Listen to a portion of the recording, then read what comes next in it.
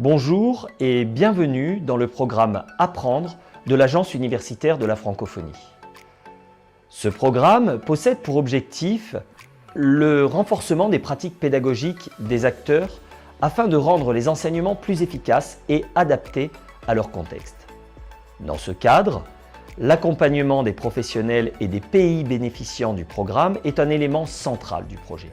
À cette fin, et en lien direct avec les pays concernés, l'AUF, par l'intermédiaire de 7 groupes d'experts, met en place une série variée d'actions. La réalisation d'ateliers de formation, le développement de programmes de recherche, l'accompagnement de la dissémination des acquis ou encore la mise à disposition d'outils participent de cette dynamique. C'est dans ce dernier registre des ressources produites que s'inscrit cette vidéo et les vidéos qu'elle présente.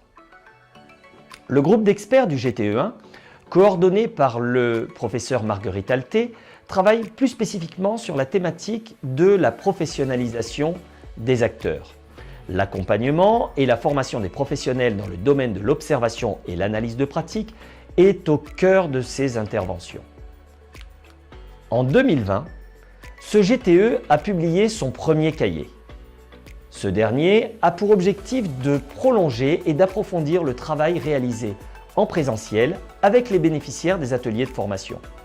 En apportant des compléments théoriques et des illustrations pratiques, l'enjeu de ce cahier est de fournir aux professionnels des outils directement utilisables, mais aussi de les inviter à développer leurs propres dispositifs en s'inspirant de ceux qui sont présentés. Le cahier comporte ainsi 6 articles contenant chacun des fiches actions concrètes à réaliser ou à adapter à son contexte professionnel.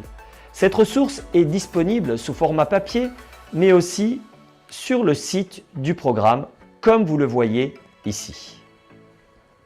Des vidéos ont été conçues pour accompagner l'usage du cahier. Chacune d'elles présente des outils sous une autre forme et en complément, les fiches actions du cahier y sont déclinées au travers des rubriques suivantes. Dans la première partie, les objectifs et contextes d'usage sont décrits. Puis, le cadre théorique qui étaye l'outil est précisé. Il permet de comprendre la philosophie qui fonde la conception de la ressource. Puis, la suite de la vidéo présente la forme générale de l'activité qui est proposée dans la fiche.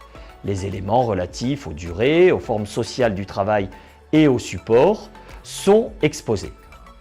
La déclinaison des étapes par l'intermédiaire de la présentation de leur contenu et de leurs consignes permet ensuite de préciser le déroulement concret de l'activité. Enfin, pour terminer, et afin de garantir la pertinence de l'usage de la ressource, des points de vigilance relatifs à la mise en œuvre de l'outil sont présentés. Dans le souci de développer l'accessibilité de ces ressources et l'efficacité de leurs usages, des séminaires d'accompagnement seront proposés ultérieurement. Je vous souhaite donc maintenant un bon visionnage et un usage efficace des outils qui sont proposés dans les prochaines vidéos.